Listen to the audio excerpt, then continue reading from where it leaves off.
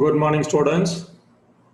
Welcome back to this data structure class again. In the last few classes, we have been discussing about stack as a data structure. Specifically, we implemented stack using array, then we implemented stack using pointers. What are the advantages of having pointers for stack over arrays? We demonstrated, we implemented, we understood.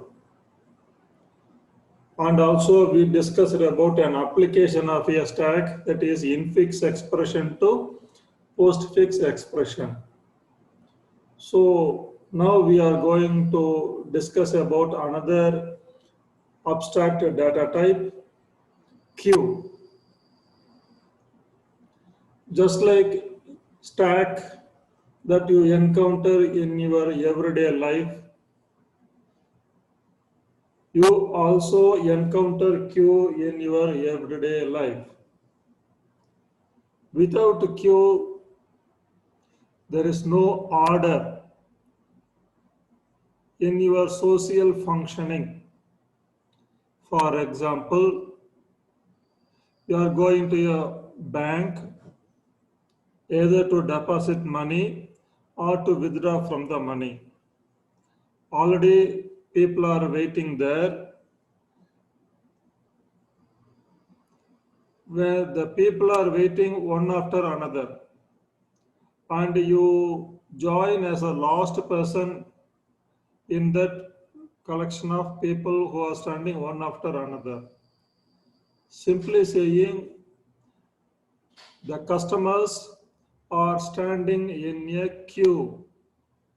You join there as a last person. That is, you are the last element of the queue. There is a person near the service point, that is near the clerk who is doing that service for you, and that person is the first person in the queue. Okay, once that person's is serviced out, that is his work is over, he leave from the queue, then all the people move one step further. Okay, so the second person who was in the queue becomes the first person. Once his services are over, he goes out of the queue. The third person now becomes the first person of the queue. Like this, queue is serviced out. At one stage, you too will become the first person, and there might be some other person behind you who have just entered into the bank for their services. Like this, queue is there everywhere. You go to your college to pay your tuition fees. There is already several students are there. You wait in a queue. The students are standing one after another. There also you queue. So queue is part of your day-to-day life. So such a queue we are going to implement now. As in the case of stack, a queue can be implemented either using array or pointer. If we use array, we call that a linear queue. If you use pointer, we call that linked queue. Same advantages and disadvantages of the array concept and pointer concept in the queue also. Same advantages and disadvantages here also. No need to explain that again. Now we go for the definition of queue.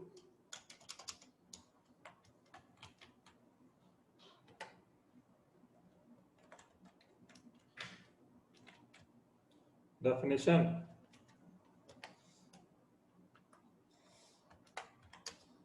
It is a data structure in which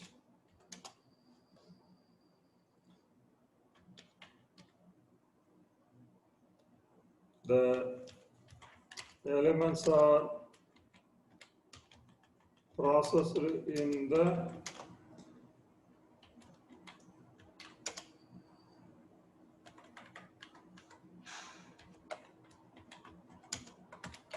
first in, first out. That is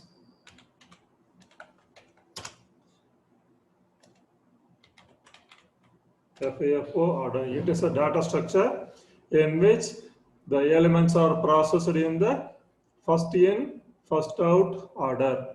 That is, elements are added into the queue in one side, elements are removed from the queue in another side. Okay, now you see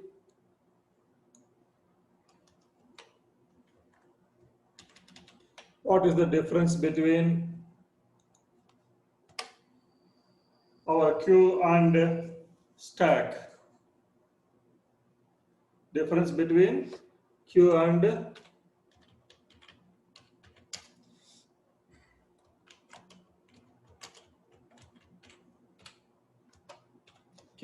stack. Okay, a stack has a single point through which elements are inserted and elements are removed from the stack. Where you enter, there you come out in the case of stack. Whereas in the case of queue, it is not so. There is a separate entry for the elements to get into the queue. There is a separate exit for the elements to get out of the queue. So we call that exit place as front. We call that entry place as rear. For simplicity's sake, for convenience sake, front and rear. There is a entry point called rear. There is an exit point called front in queue. So when you try to implement a queue, you will using class, you will need two variables, might be front and rear in the private part of that class definition. By setting proper values to the front and the rear, you can create a empty queue. You add a value into the queue, you remove a value from the queue. So everything depends on how you manipulate the variables front and front and rear of the queue. So stack has only one point through which elements are inserted and removed, whereas queue has a separate entry point, separate exit point. That you should bear it in mind. Now, what is the figurative representation of a queue? Okay.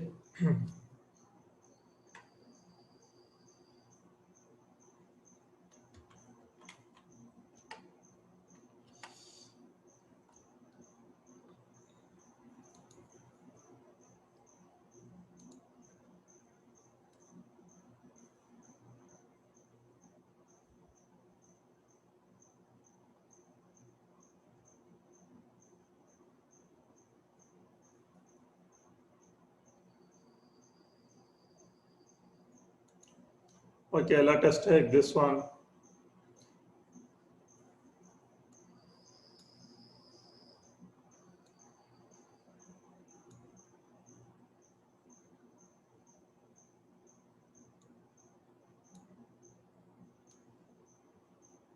Now, I'm using array to implement a queue. Okay, so I need an array to keep the elements of a queue. Array locations are, index locations are 0, 1, 2, 3, 4, 5. So the size of this array is 6. So you can keep a maximum of 6 element of the queue in this array. So I can call this queue, okay, I can call this name, any name I can give. Okay. Now, if at all a value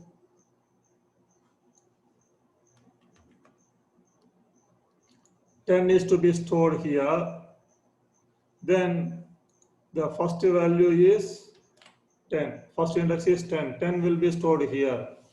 In this case, this is my front and also this is my rear. This is my rear. So the value of the front is 0. The value of the rear is also 0. Another value is coming in. That means 20 is coming in means then rear should be increased from here to here. Then in the increased location, the value 20 will be stored. So now rear comes here instead of this place. Now another value is coming in. 30 is coming in means 30 will be stored here. But before that, what you should do? The rear from here should be incremented to this place. Rear should come here. Then in the incremented location, the 30 will be stored. 30 will be stored. Like this, by incrementing the rear from here to rear is equal to 2 to rear is equal to 3, another value 40 could be inserted. Rear is equal like this, by incrementing the rear to the next index location, the values can be stored. Now, how do you remove a value from a queue? Front is having the value 0. Front is having the value 0. So you can remove only the value 10. So this after removing this value, front will move from here. Now 20 has become the first element of the queue. So the first element should be pointed by front. Pointed by front. Now it is like this. Now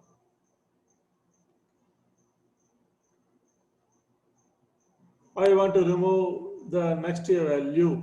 I want to remove the next value. That means 20 is removed. Now, when I try to remove, this one will be removed. After removing this one, my front will come here. My front will come here. Front will move out. Now, both front and rear are pointing the same value. So that is single value 30. Now I want to remove this one. I want to remove this one. When I remove, what happens? 30 gets removed. Now front. Now there is no element in the queue. Now both front and rear are pointing the same location to. Same location to. There is no element in the queue. No element in the queue. So when some element was there like this 30, then even then there is a single element, still both front and rear are pointing the single value. The queue is not empty. Queue is not empty.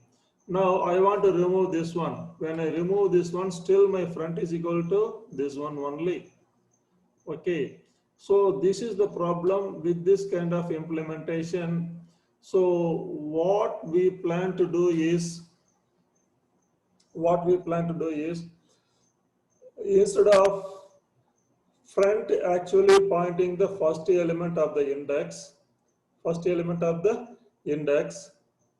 I will make the front point one location prior to the actual location. one location prior to the actual location. For example,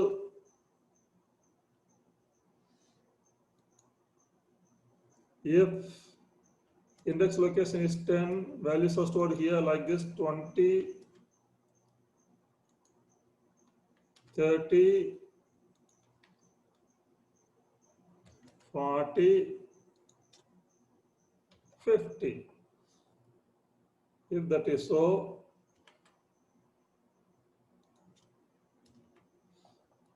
my front is here. My front is here. Then my rear is here. Rear is here. What I said now? The front will point the index of the array 1 point, one index prior to the actual index. So the index 1 is having the first element of the queue 10.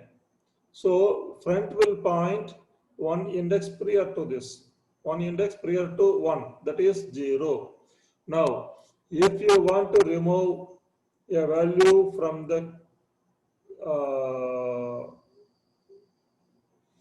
the queue, what you have to do is you should increment front by 1. Then after incrementing, then you delete the value. So when you increment the front by 1, front will move from here to here. Then this gets removed. Then you can remove this value. Now 10 is removed out of the queue. Now which has become the first element of the queue? 20 has become the first element of the queue. Now front is pointing actual one index prior to the actual first element. Actual first element is in the second index, but my front is in the one index prior to that. One index prior to that. Now I want to remove next value. I want to remove next value. That means I should increase my front by one index. So when you increase front by 1, front is moving from index 1 to the index 2. You remove this value. So 20 is removed out. Now which element has become the first value? 30. The value 30 has become the first value of the queue. Now the index is, front is pointing one index point prior to the actual index it should point. Okay, so it is pointing 2. You want to remove this 20, 30 means first of all you should increment from you should increment this front from here to this place. Then you remove this 30. I want to remove 40 also. That means front should move from here to here.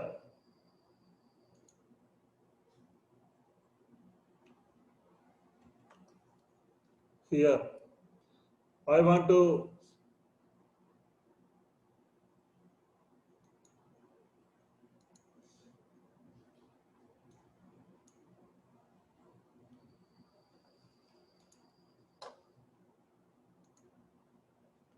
okay. I want to remove this 40. So front is here. Sorry, front is here. Front is here. Okay.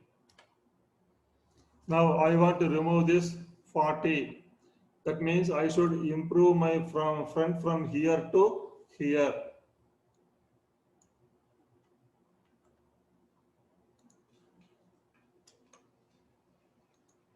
Now you can remove this 40. Now I want to remove this 60. So when I try to remove this 60, I should improve my front from index 4 to the index 5. So by improving this from here to this place, I can remove this 60. Now you see both front and rear are in the same index 5. Now there is no element in the queue. Now you can claim that the queue is empty. The queue is empty. Now you want to add a value into the queue. Okay, so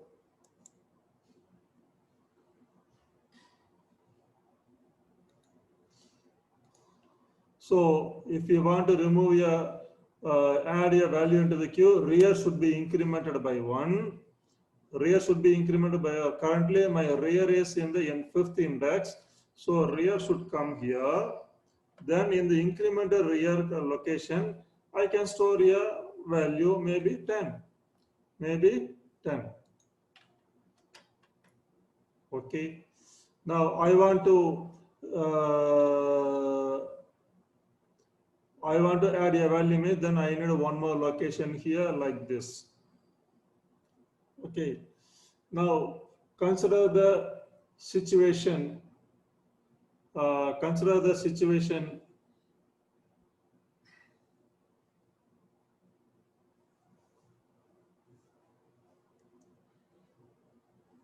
wherein memory space is wasted.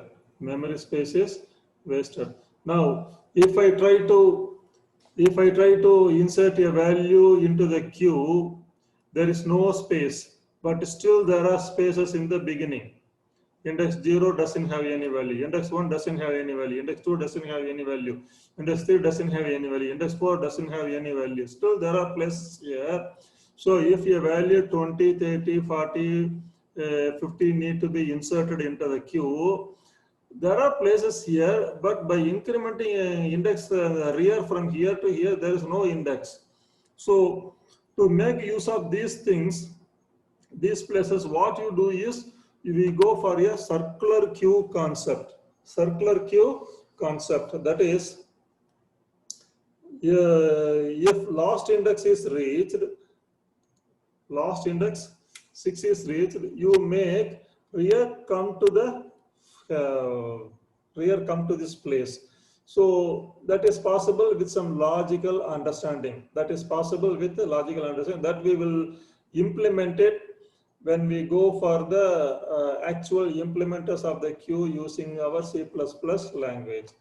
Okay, I make this queue as a circular queue. Now I want to insert the value 20 means, then rear should come from here to here. So my rear is coming here. In the incremental location, I store my value 20. Store my value 20. Then another value coming in, 30 is coming in. First of all, I should improve my rear from here to here. So my rear is here. Here I store 30. Then another value is coming in. I should improve my rear to this place. Then here I store 40. Then another value is coming in. Then I should improve my rear here. Rear comes here. Then here in the incremental location, maybe I store 50. I store 50. Then next value is coming in. So first of all, I should improve my rear here. Rear from here to this place. So rear comes here from this location. Here I store maybe 60.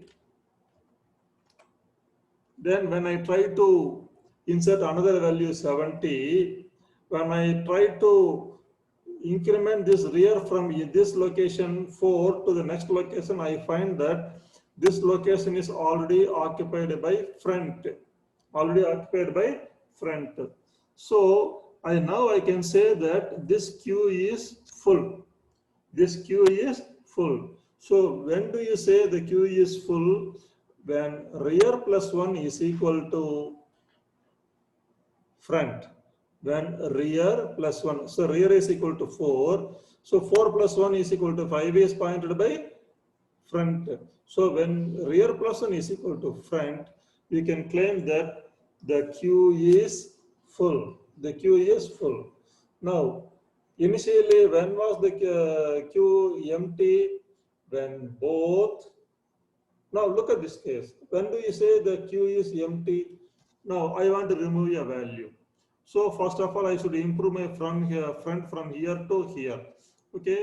So this gets removed. So front is here now.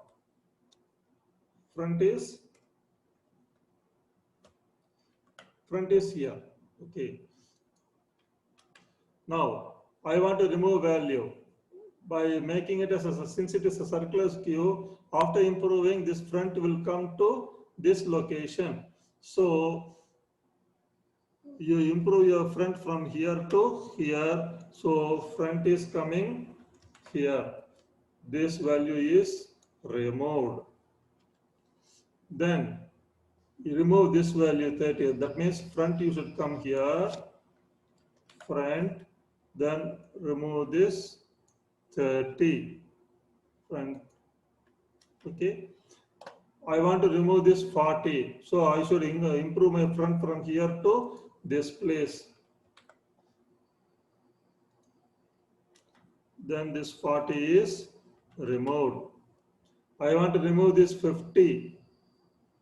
I want to remove this 50. So improve your front from here to this place. Then make it removed. Then I want to remove 60. That means front should be incremented. So front is coming here. Then this 60 is removed. Now you see there is no element in the queue. Now when do you say the queue is empty now?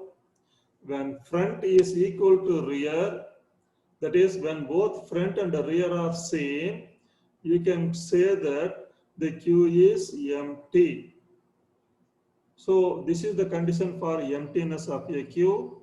For the fullness of a queue, if rear plus 1 is equal to front, you can claim that the queue is full. Queue is full. These are the understandings when we try to implement a queue. Now you know the basics of implementing a queue, basics of using an array for storing the elements of a queue. Now we go for the actual implementation. The actual implementation, possibly we will do it tomorrow. Okay, so brush up what we have discussed about a queue.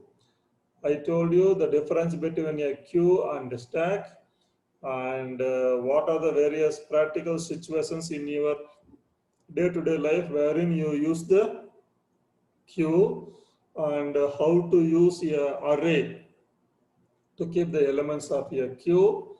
Then I told you when do you why we use a reserved location for the variable front. So queue uses, the implementation of the queue uses two variables, front and rear. Front and rear. Front will always point one index prior to the actual first element of the queue, and rear will always point the last always point the index in which the last element of the queue is available. So by this way, the problem we had prior, when the front is not given a special index to point to, that is removed. Okay, so queue is full when rear plus 1 is equal to front. Queue is empty when front is equal to rear. Front is equal to rear. Okay, what are the various operations we are going to implement in the queue? Creating a empty queue, checking whether the queue is empty or not, then pushing a value into the queue, enqueue, we call that function as enqueue, Removing a value from the queue, that is DQ, from the queue, then displaying the contents of the queue.